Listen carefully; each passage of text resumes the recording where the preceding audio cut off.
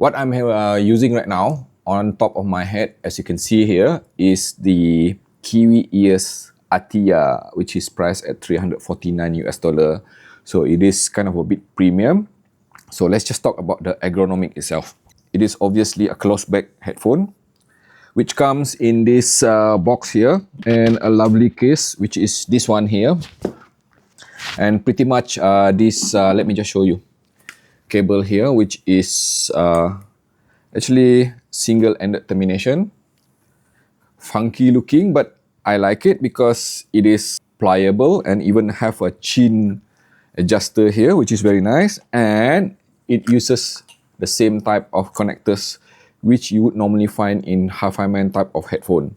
So I would say that the cable itself, despite not being modular on the termination there, which is just for single-ended 3.5 mm, it is in fact very well built and does not exhibit any kind of microphonic. And when I look at the headphone itself, just take a moment to appreciate this headphone here. Okay, have a look at it. Like I say, it is made of wood. I don't exactly know what kind of wood, but the finishing is lovely. And in fact, I did mention that this thing is being kind of like a closed back, but it is in fact having this kind of, let's say, a breather hole here, which makes it kind of like a pseudo hybrid kind of open kind of thing, but it is still a closed back headphone as far as I'm concerned. And this ear pad here, flat, which is oval shape, very comfortable. You would notice that there is a pivot here. Okay, this rod, which also slide up and down, and this headband here, which is the very comfortable. It is flexible, of course.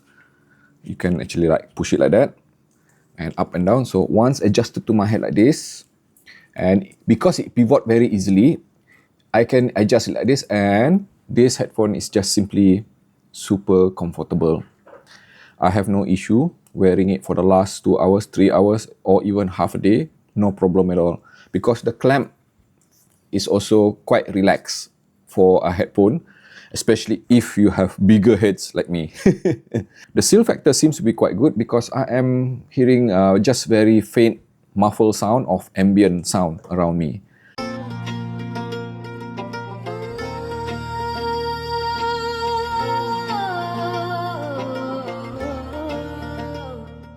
So now let's talk about driving this Kiwi ears Atheia, rated at 32 ohm, which is quite decent, I would say, and with the sensitivity rated at around 102 to 100 dB. You might be thinking that this is an easy to drive headphone, and my answer is yes, it is indeed not difficult to drive. That is the way I would put it, because when I attach it directly to my phone here, which is, by the way, like this Xiaomi Mi 90, which has 3.5 mm single-ended termination. When I play music on top from this Mi 90, I needed the volume to be at around at least 80 out of 100, which give an indication that at least for my hearing, I do need to crank the volume higher than normal, than most other headphone, because I do have some other headphone which would be able to emit proper listening level at around just 65 to 70, but this one would cover 80 out of 100, and I don't have that much of headroom left. And when I connect it to something which is like my MacBook Pro here, which is in front of me, directly from the 3.5 mm single-ended termination, then I needed the volume at around 6 out of 10, 6 out of 16. So it is pretty much almost halfway through. But the key thing is that despite being easy to drive per se, for volume, for headroom, I would highly recommend that you drive this Atheia here with something which is a lot more powerful, a bit more powerful. Something like this X-Duo XD0502 Basic, which happen to be a dedicated single-ended termination amplifier which offer 750 milliwatt of power. Because once you scale up the power, then you would be able to hear 100% output or 100% performance. Because like I mentioned earlier, when I connect it to Xiaomi Mi 90, I was already getting the kind of, let's say, listening experience or volume which is usable. At best, I would consider it as being usable. Once I connect it to something which is powerful like this, then I am hearing improvement in the way it presents the dynamic authority itself. The body of the sound, it become a bit more solid, and the sound stage opens up. It just sounded better with more power.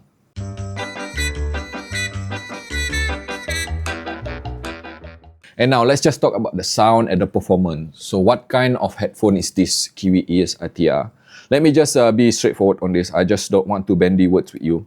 This is the kind of headphone which is intended for specific kind of people looking for fun, engaging and immersive sound. So which means that I would not use this Kiwi ES Atheia if I need resolution, details. By the way, this is kimchi, my sweet kimchi here. Alright, okay, where was I?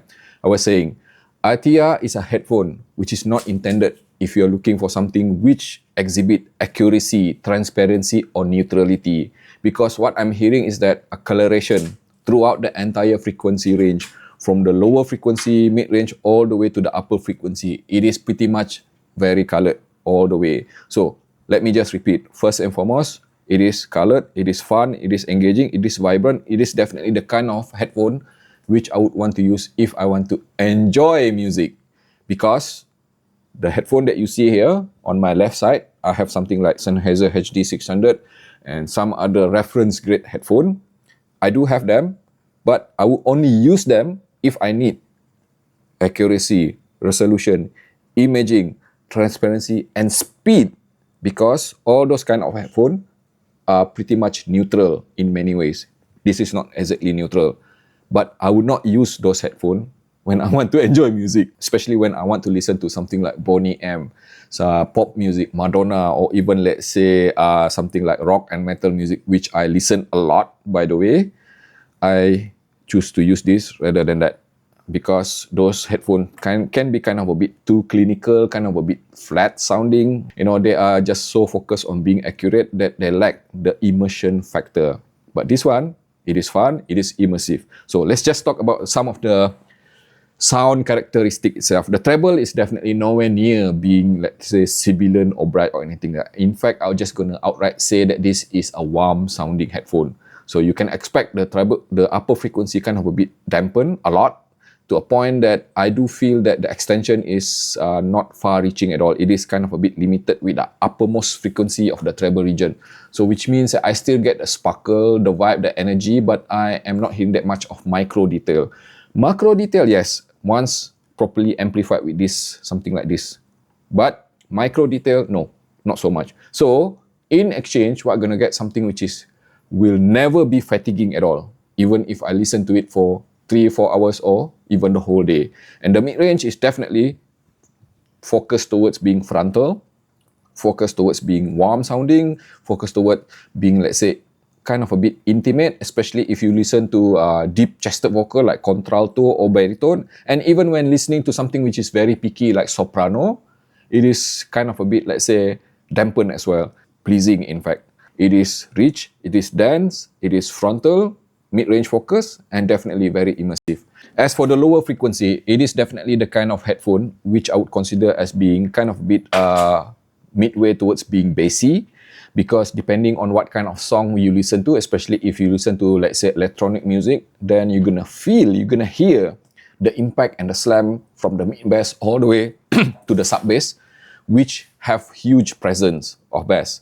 But when I listen to something like blues or even jazz, so it is kind of a bit slow, smooth and relaxed. So it is definitely not the kind of bass which I would consider as being fast or tidy. But let me just clarify this, because it is more of, like, say, a slow pace, smooth sounding, lower frequency. But definitely never muddy, never boomy. It is the kind of bass which is non-fatiguing as well. So I love it. I love it. Even if, let's say, I do feel that I prefer a bit more of speed, especially, let's say, considering that this thing does have some sort of, let's say, a magnetic planar. But what I'm hearing is most likely the dynamic driver, lower frequency. The most surprising thing about this Kiwi ES Atheia is, in fact, the soundstage. If you connect it to, let's say, a weak source like this Xiaomi Mi 90, or even some less than powerful dongle to VRMS or below, or even less powerful sources, pretty much as per expected from a close back headphone, which is kind of a bit, let's say, not as wide. It is not as tall as well, but at least it is airy. But once you scale it up with power, with this, let's say again, this X-Duo XD0502 basic, or something like iBus the X340, or even something which is anything above 500 milliwatt of power, especially from Cirrus Logic, then I am hearing the kind of soundstage which is surprisingly sounding like an open back headphone rather than closed back. Now that is one of the reasons why I insist earlier that if you're getting this Atheia, you should also heavily consider pumping this up with more power, because you're going to get that wide and open sounding soundstage. It is definitely circular now, wider, and because it is circular, it is also kind of a bit more holographic, to a point that I would even say that I can really enjoy this even for gaming, for watching movies. So it is quite versatile, really. So to conclude, very simple. You just need to understand if you will like this Kiwi ES Atheia, because remember what I mentioned earlier, if you're looking for transparency, reference kind of neutrality, Kiwi ES Atheia might not be the headphone for you, because the focus is not exactly there. But this is the kind of headphone, if your interest, your priority is something which is enjoyable, immersive, vibrant and fun sounding, and never fatiguing, and super comfortable for long period of hours for casual listening. This is the kind of headphone which I would likely use more over my reference headphone here, because like I say, when I want to do accuracy, something like doing mixing or even monitoring, I would use those headphones, because I would never use this for monitoring. But when I'm sitting here on my laptop listening to Tidal, I don't care about all those highly detailed thing or very technical thing. I just want to enjoy my music, and this is it. This is a headphone to enjoy music. Thank you so very much for watching the video until the end, without skipping, I hope. Now click like and subscribe, and also follow me on Instagram under the name of AndyAV. And also, if you'd like to support me directly, you can join the membership below for behind the scene, especially for AAV Insider and above, which will allow you to see what I am doing behind the scene.